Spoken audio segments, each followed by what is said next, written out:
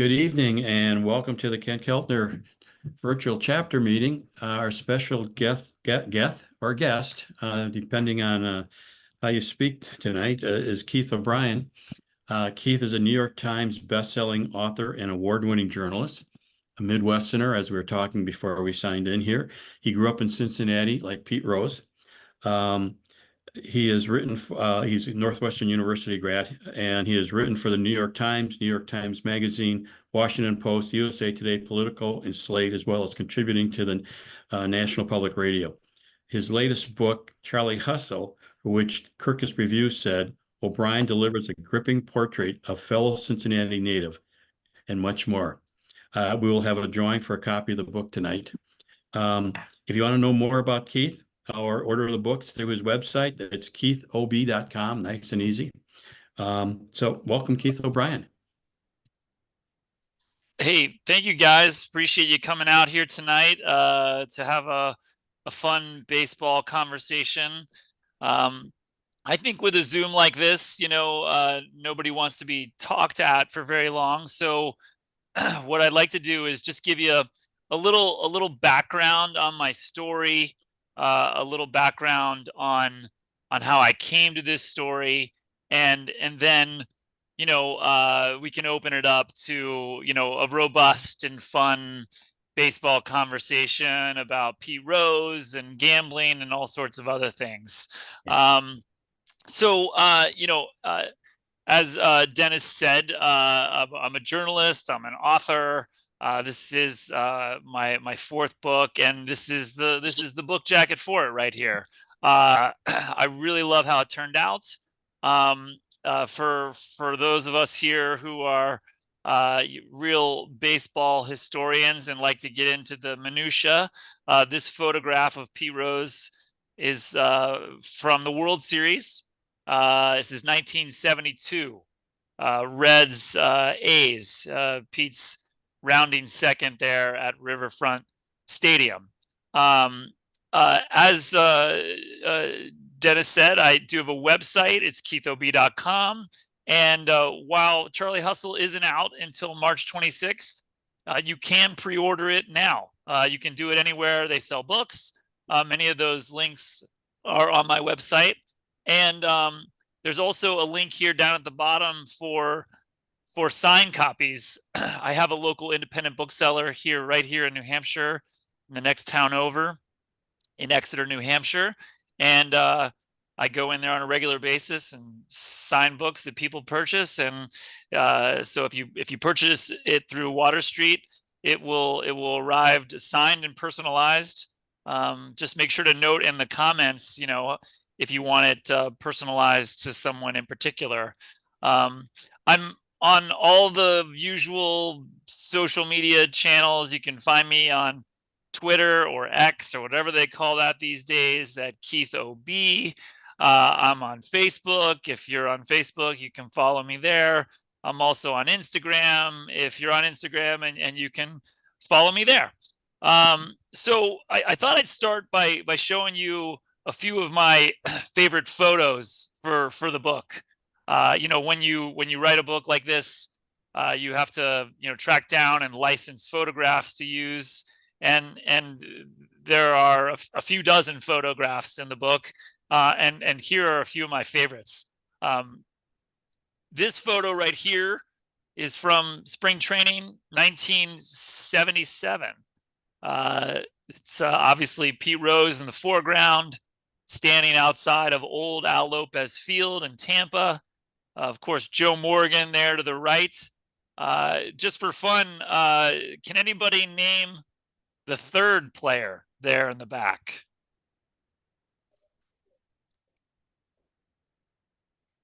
Anybody have a guess? You could just chime in.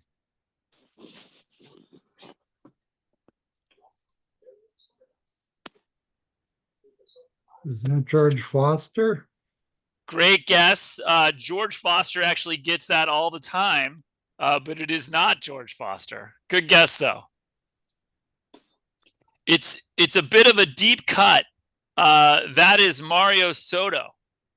Mario Soto, who in 1977 was still fighting for a spot on the big league club and a few years away from his dominance as a major league starter. Mario Soto, 1977. I love everything about this photograph. I love, Pete's tan line on his arms there, his scowl, of course, his classic bowl cut. You can see a little bit of gray starting to creep into his hair. And I especially love, this is the most Pete Rose element of this photo. He is wearing a t-shirt of himself on his own chest, which I just think is great. This photo is another one of my favorites.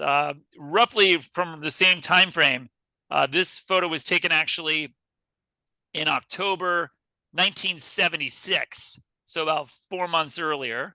And this photo was taken at really a high water mark point in Pete's career.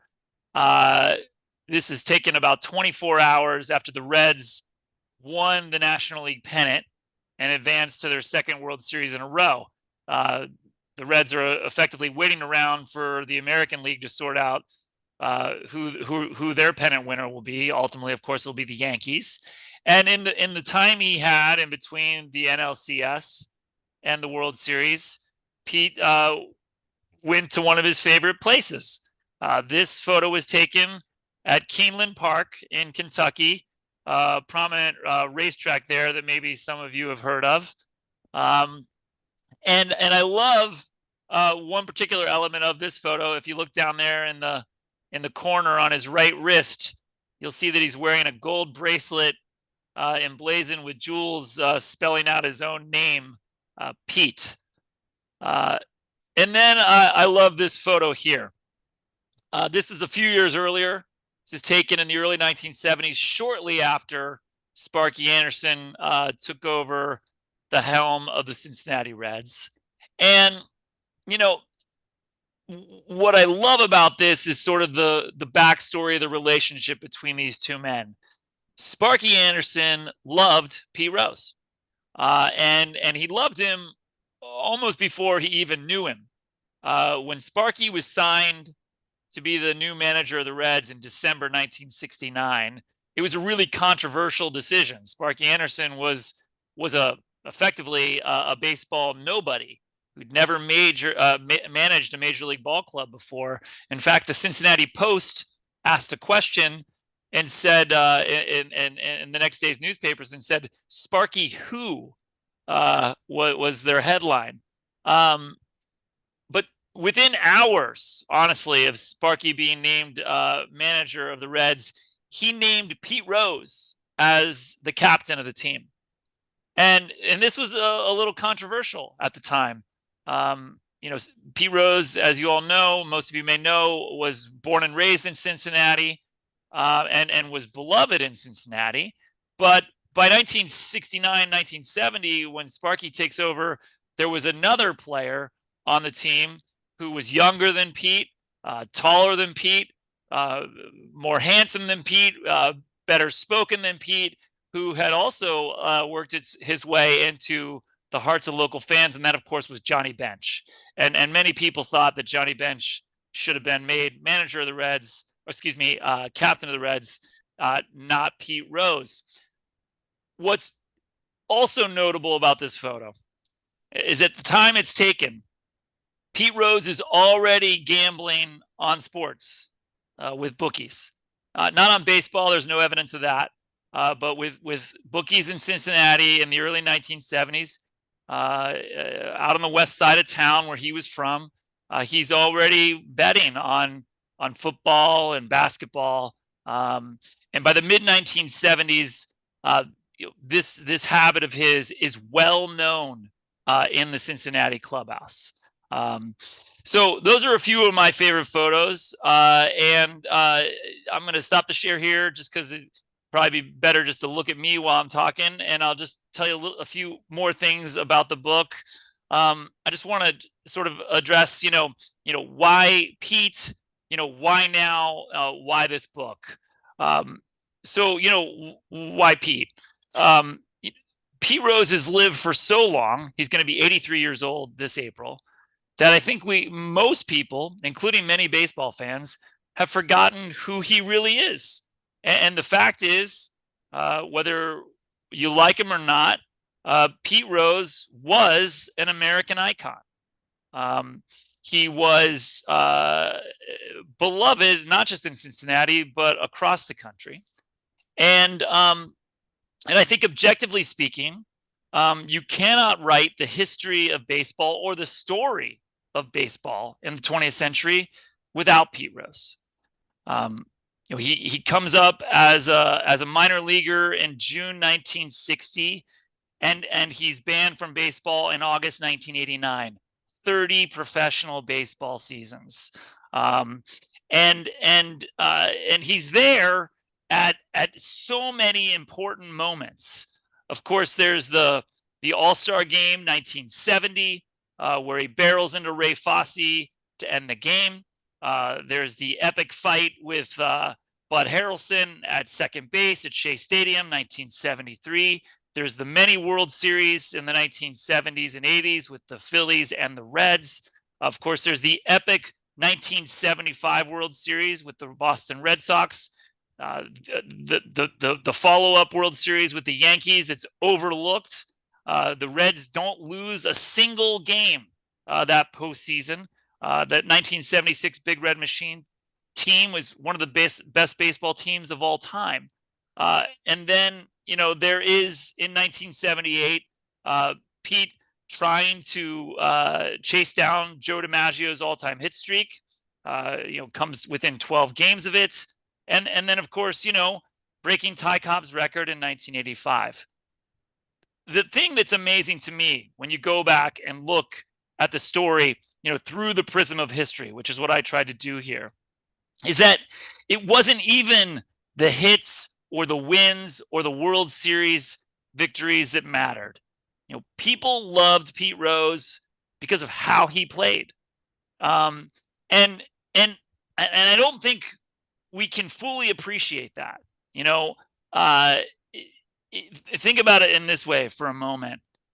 He played so hard at a time when players were definitively playing hard. This time in the 1960s and 70s was a time where every major leaguer was playing for their next year's contract. Nobody had a multi-year deal. Nobody was assured a raise the following year. They had to perform. And so players were playing hard. And even in this time, he was an oddity. Players couldn't understand why he ran so hard to first base on a walk. Players couldn't understand why he slid head first, which was something that most players did not do. And of course, this led to that nickname that is ultimately the title of my book as well.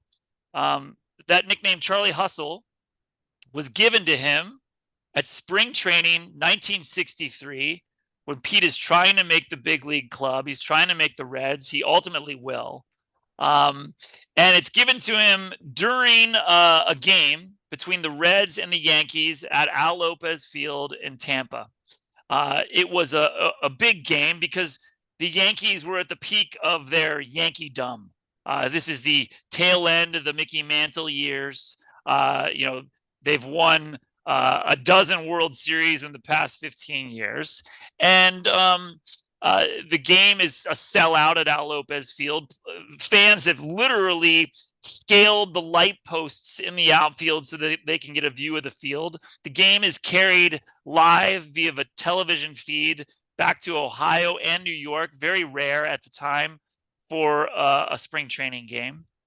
And the nickname is bestowed upon Pete during this game because Mickey Mantle simply cannot understand what this kid, Pete Rose, is doing. It's sort of a quintessential Pete Rose game. He breaks up a couple of double plays, sliding hard into second. He sprints down to first base on a walk. But the thing that gets Mickey Mantle, really sort of almost galls him, is that Pete Rose, this kid trying to make the big league club, bunts for a hit and tries to bunt for a hit during the game. Mickey simply cannot understand it. What is anybody doing trying to bunt for a hit at spring training? And so on the top step of the dugout, he is laughing about this with Whitey Ford, the famous pitcher for the Yankees. And it's unclear exactly what they call him. In the papers in the days to follow, some will say that they called him Henry Hustle. Other reports will say that they called him Charlie Hustler, but ultimately the press sort of decides on Charlie Hustle. And it's important to point out that this was intended as an insult. Again, they gave him this name because they couldn't understand why he was working so hard, why he was trying so hard. But Pete, in a classic pivot, sort of spins it around. And that summer, as he goes from town to town with the Cincinnati Reds as their starting second baseman, he tells all the reporters in all the various towns that Mickey Mantle called him Charlie Hustle. And he spins it and tells folks it was a compliment. And that is how the name sticks. And so, the hustle is real. It's an outlier even in its day, but it is sort of made bigger and inflated by the sports press. The fact is, reporters, the baseball writers, they loved Pete Rose. And there are a few reasons why they loved him. First is Pete was very accessible and still is in very many ways today. He was happy to speak with reporters before and after games. He was happy to talk to them at length. He did not try to distance himself from the baseball writers. He gave them stories. And reporters would say later, baseball writers would say later, that they loved going to Pete Rose's locker because he wouldn't just give them material for one column for the week. He'd give them material for 3 columns. So he was essentially, a story machine for them. 2, and just as important, is that for these beat writers, Pete Rose really reminded them of themselves. Remember, in the 1960s and 70s, female reporters were not allowed in the clubhouse. There were none. It wasn't until 1979 that Major League Baseball allowed female reporters in the locker room. And most of the reporters in these days weren't just men, they were white men, white working class men, just like Pete Rose himself. And so they really saw themselves in him and sort of gilded this hustle mythology. And so, they help make him a hero for us all. And based on my reporting, they shield us a lot of times from the truth. Again, by the mid 1970s, it is well known in the Cincinnati clubhouse that Pete Rose is betting with bookies. I unearthed for my book, a story, an anecdote involving Johnny Bench at the 1975 World Series, that epic World Series between the Reds and the Red Sox, the one we all know so well. Kirk Gowdy, the famous NBC announcer, was the play-by-play guy for the networks. And on the field during that World Series, Johnny Bench, according to a story that Gowdy told later, found him. And he told Gowdy that he was worried about Pete Rose and he wished that Kurt would have a conversation with him. And according to Gowdy's memory of this exchange, Johnny Bench was worried, Gowdy said, that Pete Rose was hanging around with bad guys. Now, who those guys were isn't totally clear. But I will say this. That October at that World Series, Pete was traveling not just with the team, but with one of his close friends, a man named Mario Nunez, who was a well-known figure in the gambling world down in Tampa. Mario Nunez was in the clubhouse in Cincinnati. Sparky Anderson considered Mario Nunez a good luck charm. And Mario Nunez was actually staying at Pete's house at the time. And so, you know, at the same time that Pete is having his greatest success, he is already going down a road in his personal life off the field that will land him in terrible trouble. But for years, these problems are overlooked by the press, overlooked by Major League Baseball. It's not until 1989 where everything comes to a head, and Pete Rose now is going down. So, why tell this story now? Well, I would submit that, just as the world changed between 1960 and 1989, when Pete got in trouble, the world has changed again. As we all know, as sports fans, you can't tune into any game now, baseball, football, or anything, without seeing advertisements for gambling. It's now legal in most states. In many states, we can bet on our phones. We can do it from the comfort of our couches or from the cheap seats of the stadium with a flick of our fingers. Last year in America, we wagered over $100 billion on sports alone. And just to give you a sense of how big that figure is, if we had instead pooled our money instead of betting it, we could have used that $100 billion to buy every single major league franchise, and we still would have had about $30 billion left in our pockets. So, we are in a world that no one expected in 1989. We're in a world that nobody expected even 10 years ago. So what better time to revisit the story of one of our most notorious gamblers? And for better or worse, I think that's what Pete is, than now. And then finally, why this book? All of us here, huge baseball fans. I'm a SABR member just like you here in the Northern New England chapter up in New Hampshire. We know, at least in broad strokes, the story of Pete Rose. But I think I've told it here in a way that it's never been told before. I did get access to Pete. I was able to interview Pete Rose for 27 hours before he stopped calling me back, before he shut down. I was able to interview 3 different men who placed Pete's bets on baseball, 2 different former commissioners of baseball.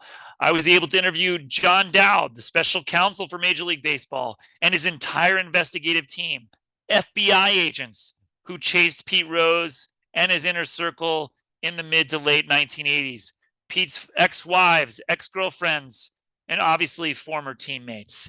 And what I have tried to do here is tell a human story. I think that's ultimately what this is. It's obviously a baseball story, but it's really, in the end, a universal story about a man who came from an ordinary background, working class, worked his way to the top despite his ordinary talents, through hard work, hustle, and many lucky breaks, became a star. And then ultimately, through his own flaws and many of his own poor decisions, he loses it all. And I think, that is really a Greek tragedy that just happens to play out, in this case, in and around an American baseball field. So, that's what I've tried to write here. That's what I've tried to do. And I've tried to do it, as I said before, through the prism of history. This book is unique in the sense that it does include the perspective of Pete Rose while he did not have any control over it. This is the first time Pete has ever spoken for a book that he did not have control over. I would submit it's also the first, or one of the first books that simply just does not take a side. I'm not here to tell anybody how to feel about Pete Rose. I'm simply trying to tell his story, the story of this fascinating, complex, and controversial figure who dominated the landscape, not just in American sports, but American culture for much of the second half of the 20th century. And so, in that vein, in the book, I'm not taking sides on the whole Hall of Fame thing. I'm not here even tonight to fight Pete's battles for him. I feel like he made a lot of mistakes as a grown man, and I think that he now needs to live with the consequences of those mistakes. But of course, I have thought a lot about the Hall of Fame question, and I'll end with this, and then we can open it up for a discussion. And in the end, this discussion about Pete Rose and the Hall of Fame, while it's one of the great, all-time late-night sports bar arguments, and one we've probably all had with our baseball friends, it is a hypothetical argument built on a mountain of hypotheticals. Pete is not on the ballot at Cooperstown. He is not going to be on the ballot at Cooperstown anytime soon. I think he will very likely not get into the Hall of Fame, at least while he's alive. And I think Pete himself also knows that, which is why in the last few years, you've seen him, if you follow him at all, christening casinos, placing the first bet at the blackjack table of a new casino, placing the first bet at a sports book at a new casino, appearing on gambling podcasts. This is not the behavior of a man who's trying to curry favor with Rob Manfred or anybody else. This is the behavior of a man who's doing what he wants to do in his early 80s. I think the more interesting conversation, the more interesting debate is about how we celebrate athletes, period. Are we celebrating athletes and enshrining them in our halls of fame because of the lives that they've lived? Or are we celebrating athletes and enshrining them in our halls of fame because of the art they created, their performance on the field? And this question or equation, life and art, was actually identified by Bart Giamatti himself, the former commissioner of baseball, on the day that he banned Pete Rose from baseball. On that day, August 24th, 1989, one thing that many baseball fans have forgotten is that Pete Rose was still eligible for the Hall of Fame. He believed fully when he agreed to be banned that he would one day be voted into the Hall.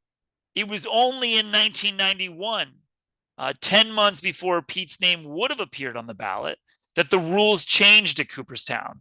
And they decided that you had to be an eligible player in order to be eligible for the Hall of Fame. And so on the day that Pete is banned, Bart Giamatti holds a press conference at the New York Hilton in Manhattan. And it's a scene that is hard to imagine today. The parlor of the Hilton is filled with a couple hundred media, and Bart comes out and gives a very short statement, short, to the point, and poetic, as he was known to be.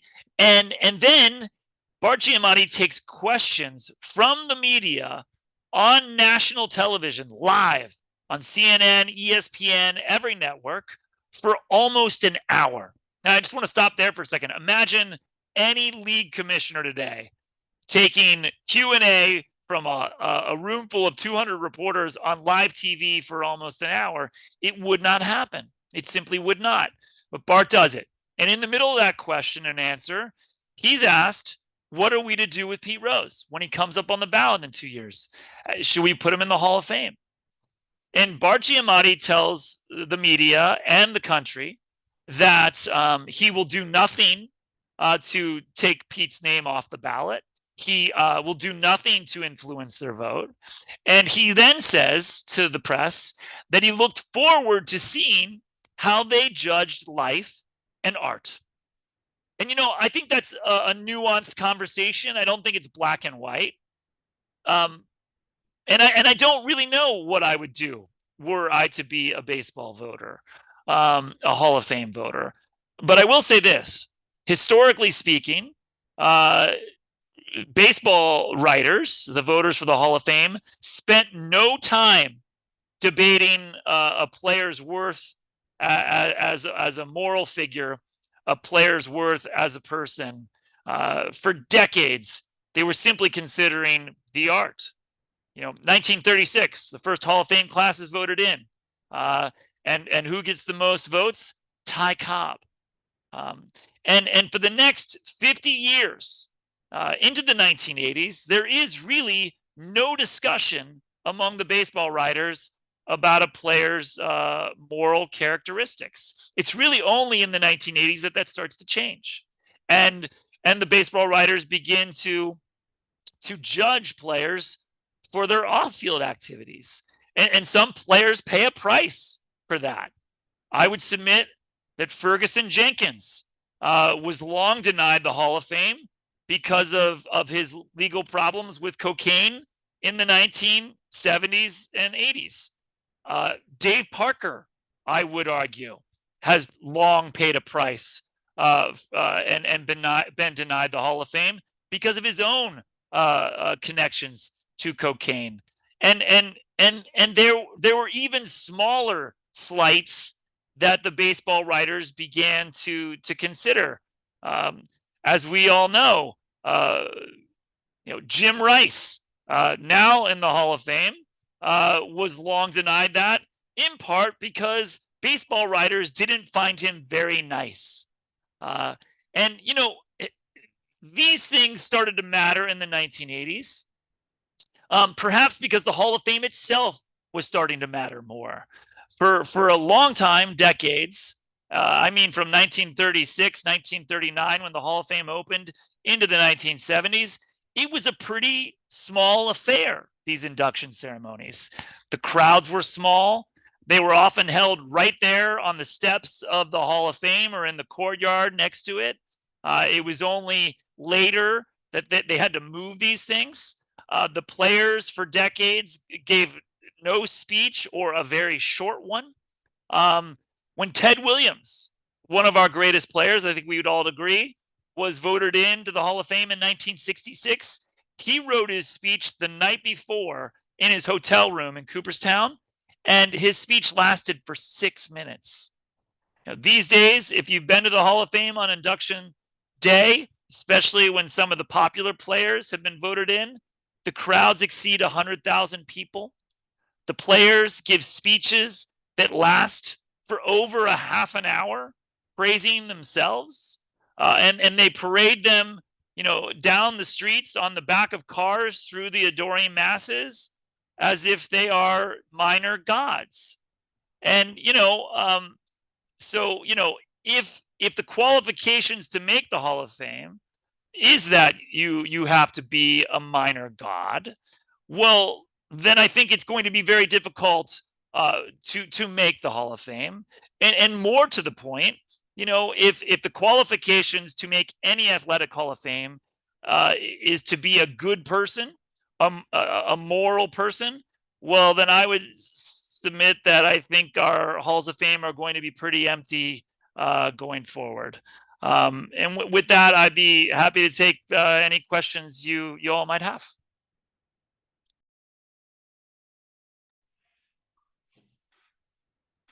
Keith, it sounds like your book is going to be really well done. So did Rose ever use a cork bat? It was always a rumor. Great question, Mary. Yeah, so I did explore that. And I can say that while Rose denies that he ever had or used a cork bat, based on my reporting, according to 3 different sources, he at least had one. And he acquired it sometime during the 1984 season while he was in Montreal. Whether he used it in a game or not, I can't say. Even and I did, by the way, interview the man who says he made the bat for Rose. And even he said, I don't know that he used it in a game. But I tried to interview as many people as I could, for the book. And the beauty, as we all know, as baseball enthusiasts and writers or historians ourselves, is that there are rosters, there are media books with everybody who was in the building. And so one thing I would try to do is go through the rosters or go through the media books and try to reach anybody I could. And I think when you work on a book about Pete Rose, well, of course you want to talk to Tony Perez, or of course you want to talk to Nolan Ryan or George Foster or Larry Boa. And I did talk to all those guys. But sometimes the better interviews were with the people who were not at center stage, but just off it. They were there. They were in the building. They had all the access that George Foster or Tony Perez might have. They just weren't in the inner circle. They weren't in the spotlight. And one interview I did that I didn't expect the corked bat to come up, but it did, was with a man named Robert Halsam Jr. Now, many of us here might remember Bob Halsam, who was the longtime general manager of the Reds. And a big, big supporter of Pete Rose, by the way. And unfortunately, Bob Halsam has been dead for a long time. I couldn't interview him. But Bob Halsam did write a memoir that was never published. And I did get that from his family and ultimately from his son, Robert Jr. And when Bob Halsam was in his second tenure as the Reds GM in the 1980s, that's when they traded for Pete Rose and brought him back in 1984. And for that season, who did Bob hire to be his chief marketing officer? He hired his young advertising executive son, Robert. And so Robert was in the building. He was in charge of marketing. He was in charge of essentially advertising and promotions for the Reds. And so he was all over Riverfront Stadium. And shortly after Pete returned to Cincinnati, Robert recalled a story in which he was down in the dugout for some reason, Robert was, and Pete was, to use Robert's terms, Pete was pale and livid because a bat was missing. And again, even Robert said, I don't know what that was all about, but he did sure seem pretty agitated about what was in the end just one of many baseball bats in the dugout. And Robert himself speculated, I wonder if it had anything to do with the stories he had also heard about corked bats. Thank you. This is Larry Baldessaro. Thanks for your question, Mary. I was a huge fan of Pete Rose. I hadn't seen anybody play the game with such passion and sheer joy since Willie Mays. So when the whole gambling fiasco came public, I was really disappointed. He committed the cardinal sin in baseball, right? Everybody knows you walk into a clubhouse and there are posters there saying you can't gamble on baseball. So that disappointed me. And I think what disappointed me at least as much as what he did was how he handled the aftermath. He never showed much humility. He lied about things, to my memory. Given all of that, however, given Major League Baseball's, I think, ridiculous embracement of gambling, I'm starting to reconsider I would argue vehemently with anybody before who said he should be in the Hall of Fame. I would say, no, he can't get there because of what he did. But now it's almost becoming hypocritical to keep him out of the Hall of Fame, given that gambling is such a powerful issue, which I fear that someday is going to cause some real problems in baseball. Yeah, I mentioned before that I was fortunate enough to interview two different former commissioners of baseball for the book, and one of them was Fay Vincent, and Fay was incredibly gracious with his time. I did 3 lengthy interviews with Fay, but was able to go back to him again and again and again with little questions or follow-ups or clarifications. He was just so gracious with his time, and I will say, I've been fortunate enough to interview a lot of people over the course of my career. Fay Vincent is simply one of the smartest people I have ever interviewed. And Fay shares these concerns that you just mentioned. Fay does not believe Pete should go in the Hall of Fame. And neither does anyone else who was part of investigated him in 1989, John Dowd and his team. But Fay also believes that what we're seeing right now with legalized gambling is unprecedented, really, in American history, and no one knows where it's headed. No one knows where it's going. No one knows what this landscape will look like 5 years from now or 10 years from now. And anyone who says they do know is simply speculating. And Fay told me many times that one thing he does know or does believe is that there are going to be more Pete Roses, and there is going to be more corruption. It's only a matter of time. Mm-hmm. Thank you. Larry, I think we said that that was in a conversation we had in the last couple of months. I think that's exactly what you said.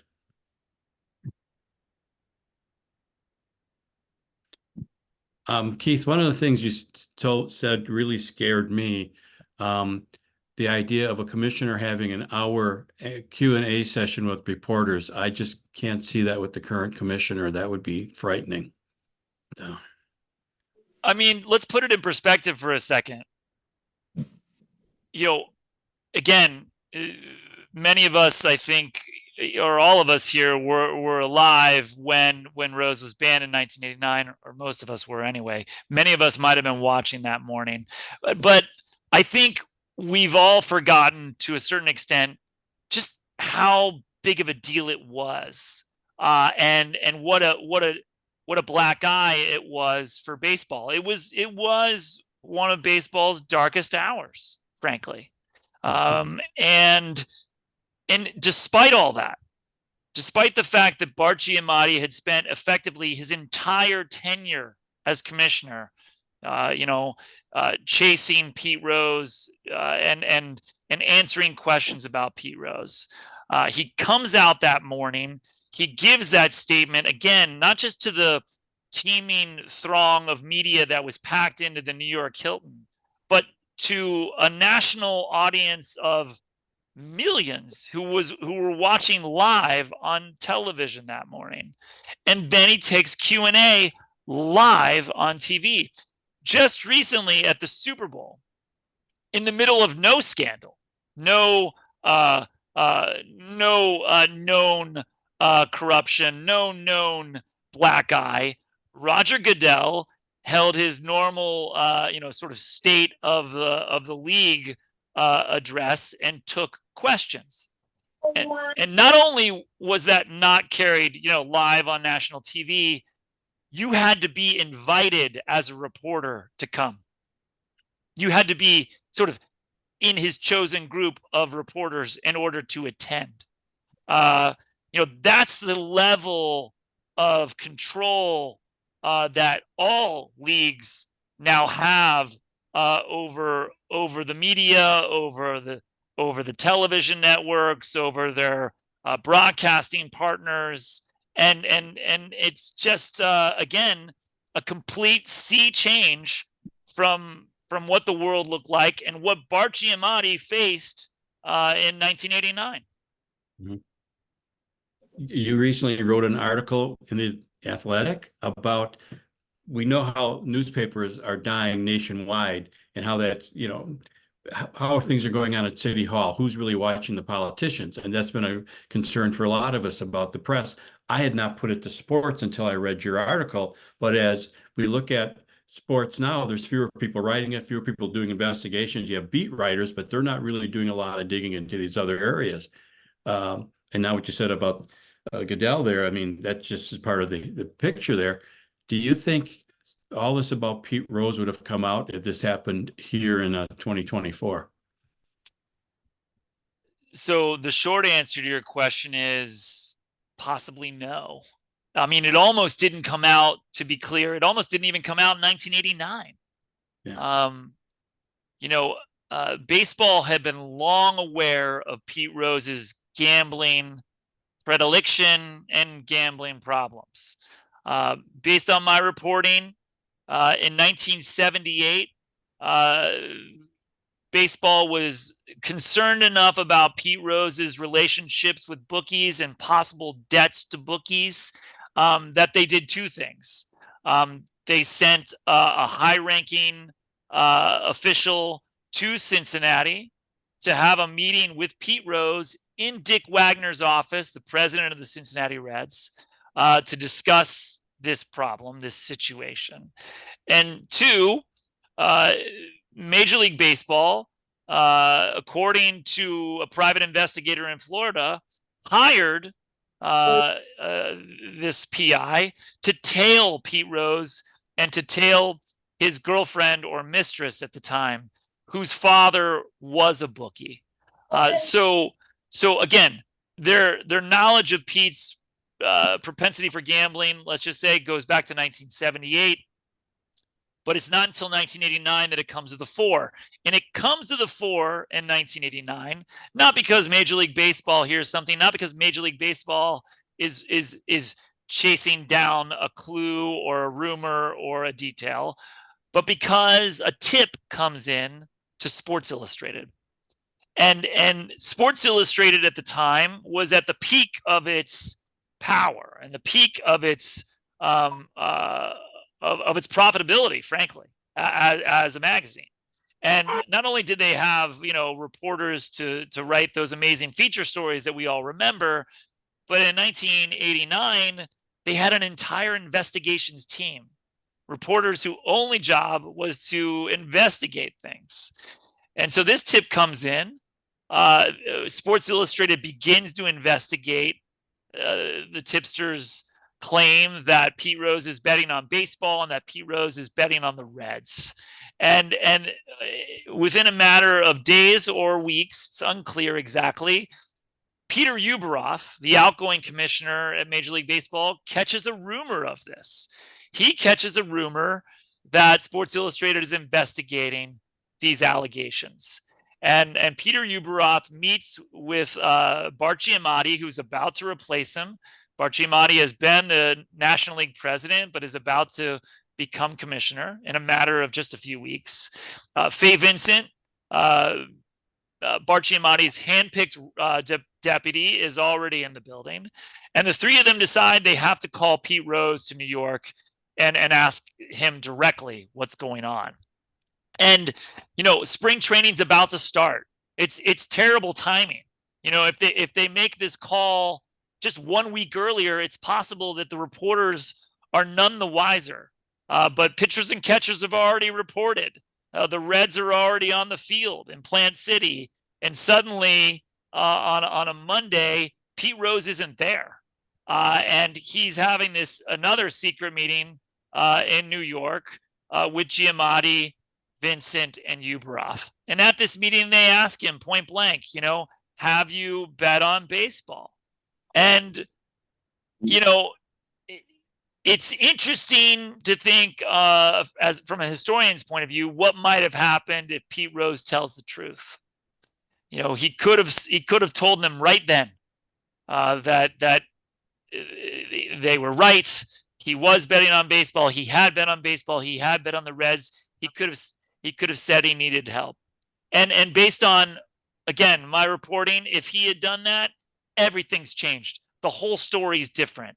I believe that baseball would have done everything it could to essentially rehabilitate Pete Rose, to save him effectively. I'm not saying that he might not have been suspended or anything like that, but I do believe the narrative is different if Pete tells the truth. But he doesn't. He lies then. He continues to lie even after it's clear that baseball no longer is operating on a rumor, but on facts. It is unearthed with its own special counsel, John Dowd, and his investigative team. And those lies are ultimately destructive for Pete.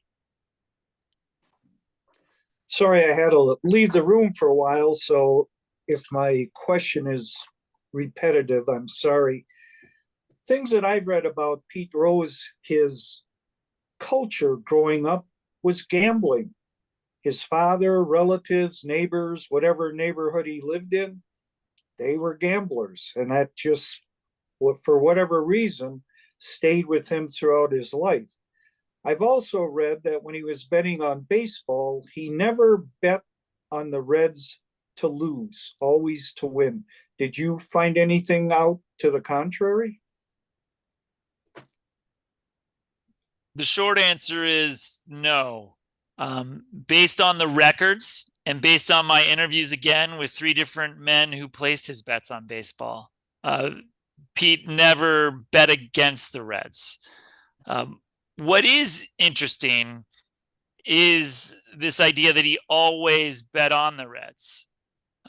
According to a notebook that was kept by one of his runners, let's call him, his name was Mike Bertolini. He just passed away last fall.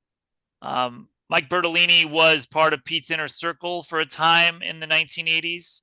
He was a young man from Brooklyn who worked in the autograph and memorabilia industry. He was sort of a pioneer in that industry despite his youth. Mike Bertolini was one of the first guys who realized that he could pay athletes for them to sign a bunch of stuff, and then he could go sell the stuff for even more. So Mike Bertolini was sort of critical in helping to create this autograph industry that would soon help, line the pockets of a lot of athletes in a lot of sports. But Bertolini in 1986, so Pete is now player manager of the Reds. He's broken Ty Cobb's record. Bertolini kept a notebook that tracked his bets, Bertolini's bets, and Pete's. And, according to that notebook, Bertolini's notebook, Pete never bet against the Reds, but he didn't always bet on them, if you know what I mean. Mm-hmm. He might bet on them on Monday night and then not bet on them again for 9 days. He might bet on them on Thursday and Friday night and then not bet again until the following Thursday. And so, to me, again, just looking at it objectively as a historian or as a journalist, that's notable. It might not have changed anything about how Pete was operating. I don't think it did. But who would have noticed that Pete wasn't betting on the Reds tonight was the bookies themselves. Mm-hmm. And at the time, bookies worked in a syndicate. Almost no bookie worked alone. I'm taking bets here and you're taking bets there. And right before game time, bookies would check in with each other to lay off bets. By that, I mean, if everybody tonight or, on a Sunday night in October, and I'm a bookie in Green Bay, everybody's betting on the Packers to win. Well, that's bad for me as a bookie if the Packers do win. So what bookies did was call another bookie and place bets on the Bears to win. And that way, if the Bears did win, everything would even out, and so bookies would have talked. Just as interesting was this. Again, no evidence that Pete Rose ever bet against the Reds. Pete told me point blank, and I believe this from him. He said he was just looking at the game like he was a jockey riding a horse. I'm just betting on my horse to win. But Bertolini, his pal in 1986, did not always bet on the Reds to win. There were nights when Bertolini bet on the other team to win. And, Bertolini told me that it wasn't because he was rooting against Pete Rose, his friend, or rooting against the Reds. It wasn't, he said, because he had any inside information. Bertolini just liked the Mets, and he liked Doc Gooden in particular. Bertolini also was a huge fan of Mike Scott, the fastball pitcher for the Astros. And Bertolini told me, yeah, when the Reds would play the Astros and Scott was pitching, well, I'm going with the Astros. And again, this doesn't change anything about what Pete Rose was doing, but it would have been notable in the bookie underworld that night.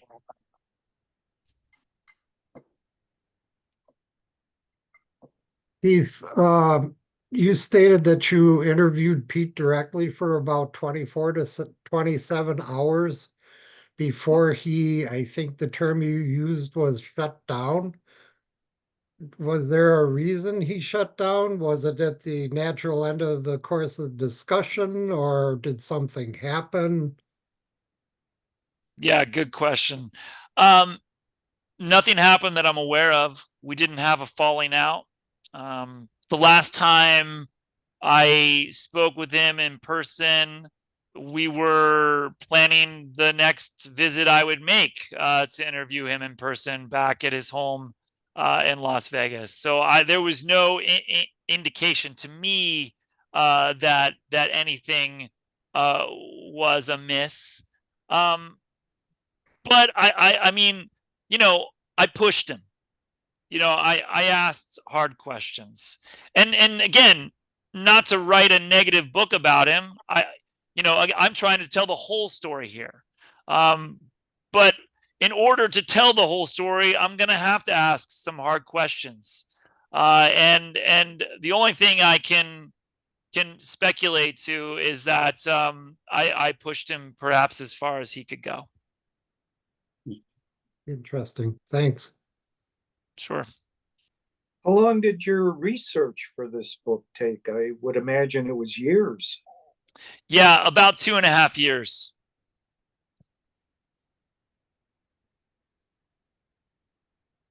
Keith, when a scandal breaks or something like that, anybody in politics, anybody with a public relations thing, they would get the advice, get ahead of it and acknowledge it right away.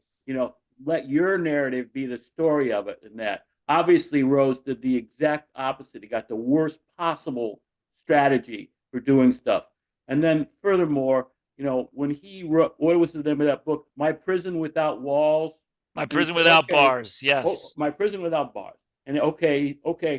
For years, I've been told that if I wouldn't get into the Hall of Fame because I wouldn't admit my gambling.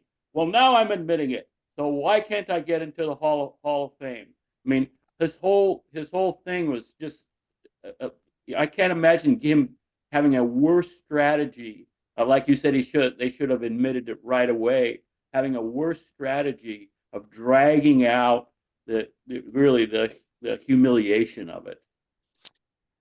Yeah, and I've thought a lot about that. Of course, sounds like maybe Bob, you've worked in PR, so you've got some perspective there, perhaps. But not really. No. Okay, but he wasn't thinking about PR though.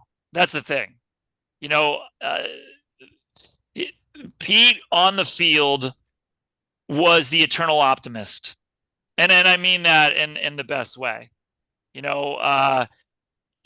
The Reds could be down 2-0 in the ninth, and he's got 2 strikes on him. He still thinks he's going to get a hit. He still thinks they're going to win.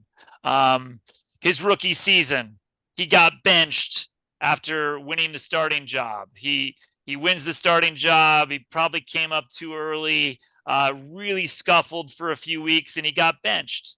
And there was reports in the Cincinnati papers in the spring of 1963, just before the Reds left for a West Coast road trip, that they were going to dump Pete Rose in San Diego, where the Reds AAA ball club was at the time. This was a moment when a lot of young, players could lose their confidence or sulk in the dugout. He didn't do that. He still believed he was going to get it. He still believed he was going to make it. And, of course, there are countless examples over the years of how he refused to be vulnerable on the field, plowing into players, blocking home plate, taking out players at second base to break up a double play. This same mentality, this eternal optimism that things would work out, and this refusal to be vulnerable made him a success, I believe, as a player. And it absolutely contributed to his unraveling as a person. It is the classic example of when some of your best characteristics also become some of your worst flaws. Yeah, it's really a Greek tragedy in a lot of ways. It really is. I think of him as Icarus and red stirrup socks and cleats. He flies so high and believes he can do so much, and ultimately he's gonna fall.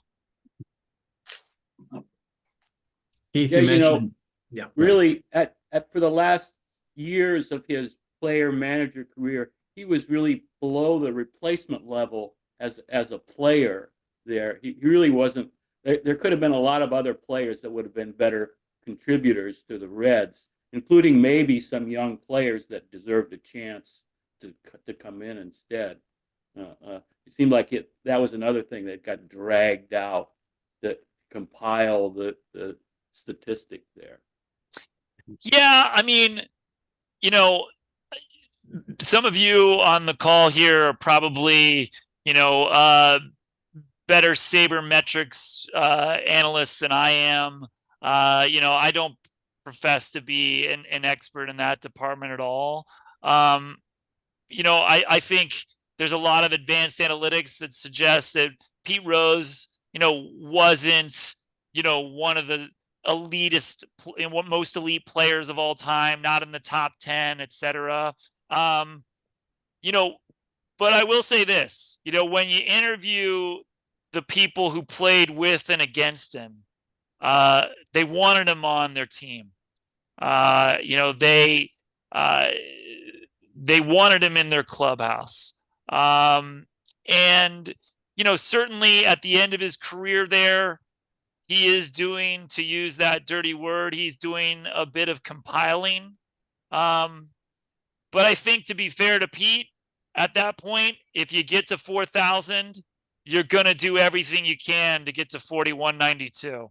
And that was true of Pete. I think it would have been true of a lot of players if they had gotten that close. Mm-hmm. Good point. Keith, in today's world where we hear about alternative facts, evidence-free zone, and you interviewed Pete Rose for 27 hours, did you have some of his answers? Were you just questioning the validity of what he was asking? Was he kind of sugarcoating things or trying to change the story? One thing I've noted many times over the years, in different stories, different books, is that, it's hard to interview people who've been interviewed lots of times. If you're famous and you've been interviewed dozens or hundreds of times, you tend to come back to the same stories. So if you ask, a famous person about a certain event, they tend to fall back and tell the same stories. I think that's probably in a lot of ways human nature. So, my goal in my interviews with Pete was, I want to talk about that story, sure. But then I wanted to push him beyond it and try to get inside it more, or try to expand it more, or try to get different details. And yeah, I mean, there were times when I believe, Pete wasn't being, forthright with me. I mean, let's be clear. This is a man who, even at his age, can tell you exactly how many doubles he hit for the Macon Peaches in 1962.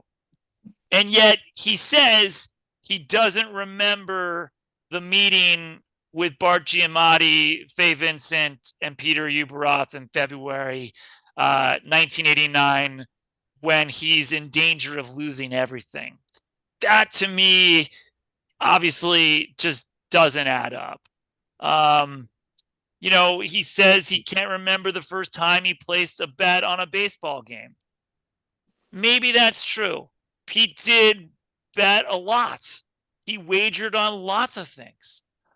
So let's give him the benefit of the doubt for a second. Maybe that's true. It's what he says. But again, it feels like one would remember the moment where, they cast the die and cross that line that we've discussed earlier tonight, that line that could get you tossed from baseball forever. On a human level, it feels like you should maybe remember that time. But I will say this, despite those things and those moments, Pete, told me things and talked about things in a way that he never has before. For example, I think there's an impression that people have, that, Pete doesn't care anymore about, being banished, or that, that they're not going to let him back in. That's not true. I think he cares a lot. And as he told me at one point, when we were discussing, where he is now, 35 years later, him still being out of the Hall of Fame, him still just being ineligible and unable to go to the ballpark and hang out on the field during batting practice, which is something, by the way, that he loved. Pete Rose loved batting practice. He said to me at one point, he said, "It drives me crazy. It drives me crazy." And I think it does.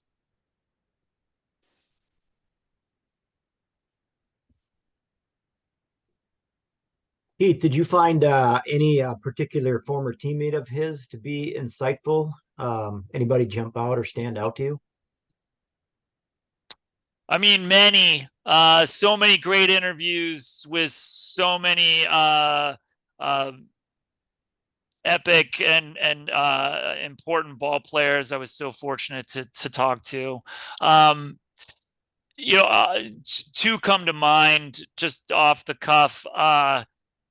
Like I said earlier, some of the best interviews at times weren't with the famous person, but with the guy in the locker next to the famous person. And, I had an amazing interview with Dave Collins. I don't know if folks will remember Dave Collins, former Padre, Yankee, Red.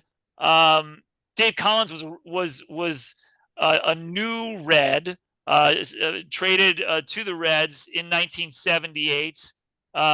Pete's last year in Cincinnati on that first run. And so, Dave Collins has, instant recall from so many memories from 1978 because he was just in awe of it, in awe to be in a dugout with Pete Rose and some of the other guys on that team at that time. He was an incredible interview. And another one that comes to mind was someone that folks here will probably remember, Bernie Carbo.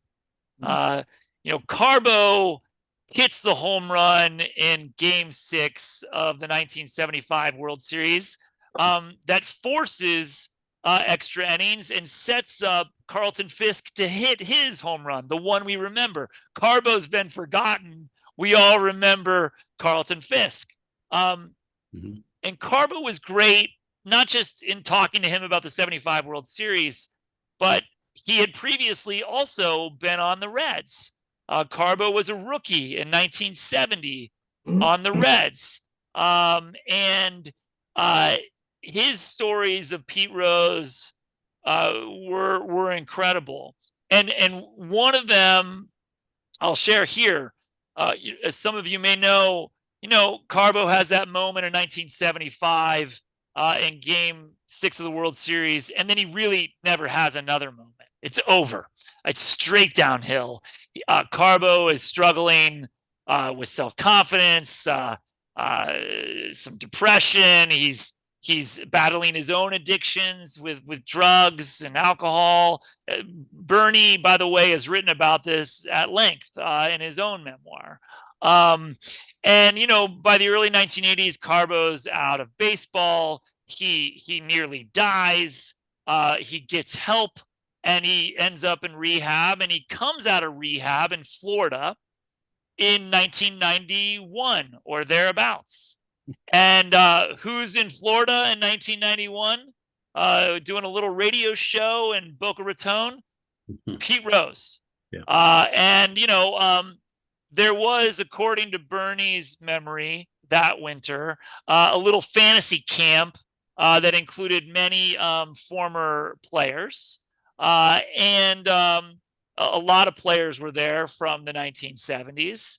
And Carbo shows up, flat broke at this camp, not to work it. Nobody cared about Bernie Carbo. He came there with a bag of baseballs, he said, hoping to get people to sign them. And he was just then going to sell them and try to make some money. Not to fuel his addictions. Bernie Carbo was clean then. He's clean now. It's an incredible story. But at the time, he just needed to get back on his feet again. And he's got this bag of old beat up baseballs. And some guys that winter at the fantasy camp down in Florida wouldn't sign for him. They were like, who the hell's this guy? But when Bernie goes to Pete Rose with this bag of baseballs, Bernie recalls that Pete sent a clubhouse attendant to go get 2 boxes, 2 dozen fresh, brand new pearls, clean white baseballs.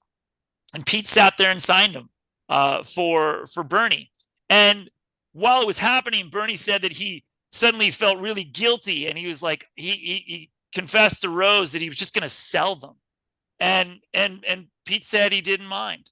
And, Bernie's, in his 70s now. But if you talk to Bernie Carbo about Pete Rose, Bernie would walk through a wall of fire for him. No, thank you. That's awesome. Yeah. Yeah, thanks for the question. We are at about an hour and 15 minutes. We're taking a lot of your time, Keith. Do you have time for one more question? If we Yeah, have sure. one? I'll do one more question. If Before there we is do one. the question, Yeah. we want to give away a copy of your book. I need you to pick a number between 1 and 12. Me. Yeah, I'll make you the bad guy in this, not me. All right. I'm going to go ahead and pick the number of his friend who was assigned the locker next to him. I'm going to pick Joe Morgan, number 8. Number 8. Manly Olson's going to get a copy of the book when it comes out on the 26th. Awesome.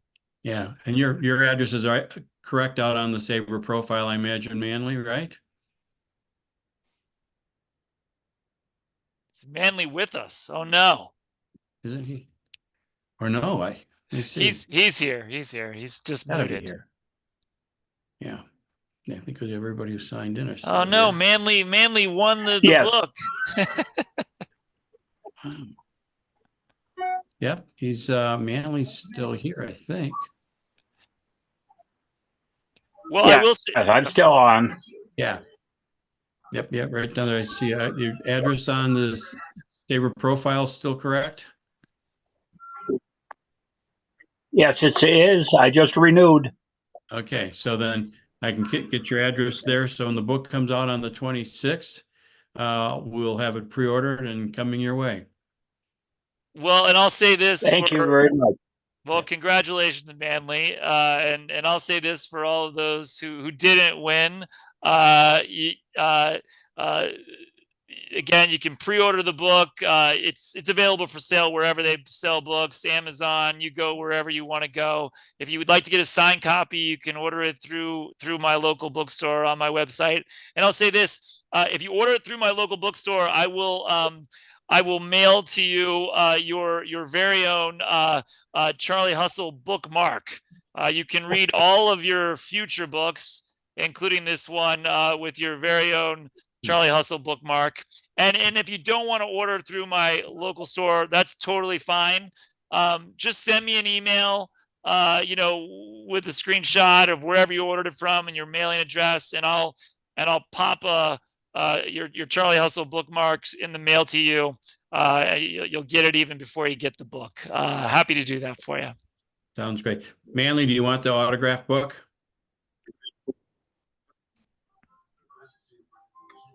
It doesn't matter. Oh, let me know. I mean, I'll order it through there. So yeah, you can, so Okay, I will order it through. Yeah. That's fine. That's Yeah. fine. Cool. Okay.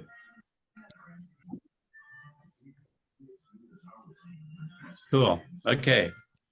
Anybody have one last question, or the reverse side on that I often like to ask our speakers? Hey, is there a question you'd like to ask us? Oh, wow. Well, I gotta say, guys, yeah, your questions tonight have been amazing. Love the discussion. Love your thoughts and your questions here.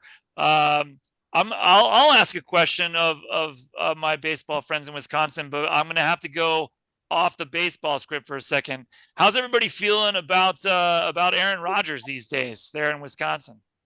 Aaron who?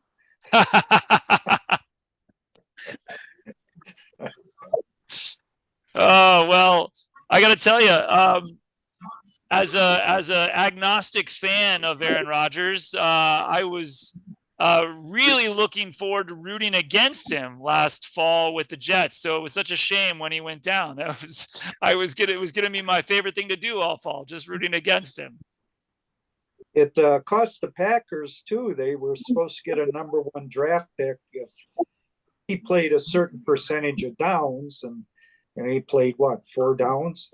So now they got the second round Jets pick. Well, but the future looks bright there. Future looks bright. You guys should have beaten the 49ers in that game, in my opinion. 2 different games. Hey. Anything else, Keith? You sold me on the book. I just said Pete Rose. It's the last book I want to read, and this book it's fascinating, and there's a lot of stuff to learn. So I'm looking forward as well. So I'll be ordering 2 books. Thank you, Dennis, and thank you all for having me. It was a real pleasure to be here with you tonight. Really appreciate the conversation. Thanks again. Thank you. Yeah, thank you for your time. Yeah. Yep. Oh, thank It's you, great. guys. Thank you very much. Excellent. Thank you. Appreciate it. All right, guys. Good night. Good night. Thanks again, night. Dennis. Thank you. Okay, bye-bye. Bye.